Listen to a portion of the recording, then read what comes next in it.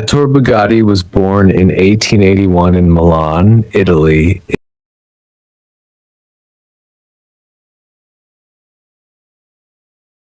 into a family of artists. However, his passion was engineering and automobiles. By his 20s, he was already designing cars, blending arts with mechanics. Chapter 2. Starting Story. In the early 1900s, Ettore worked for Dietrich and Mathis, refining his skills, but he had a bigger dream: to create his own brand, combining speed, elegance, and innovation. Chapter 3. Opening the company. In 1909, Ettore founded Automobiles Ettore Bugatti in Molsheim, Alsace, then Germany, later France. His vision was simple: nothing is too beautiful, nothing is too expensive.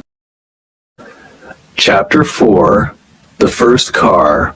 Bugatti's first car, Type 13, launched in 1910. It was lightweight and fast, gaining attention quickly. By the 1920s, Bugatti dominated racing, especially with the Type 35, which won over 1,000 races.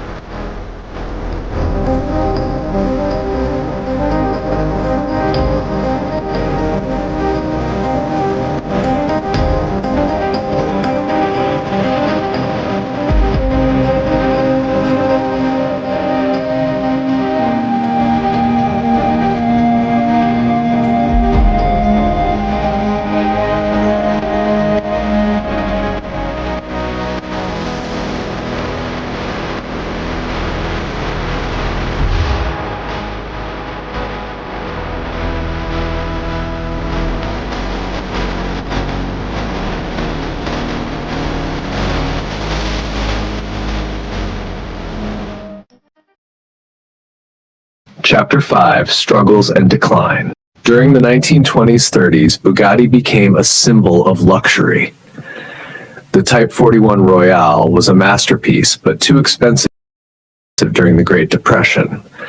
After World War II and Ettore Bugatti's death in 1947, the company lost its way. Chapter 6. Attempted Comeback.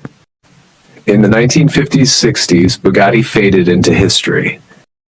In 1987, Italian businessman Romano Ardioli revived it, launching the EB110 in 1991. It was a technological marvel, but failed due to financial struggles. Chapter 7. 2000s, the Modern Era. In 1998, Volkswagen Group acquired Bugatti.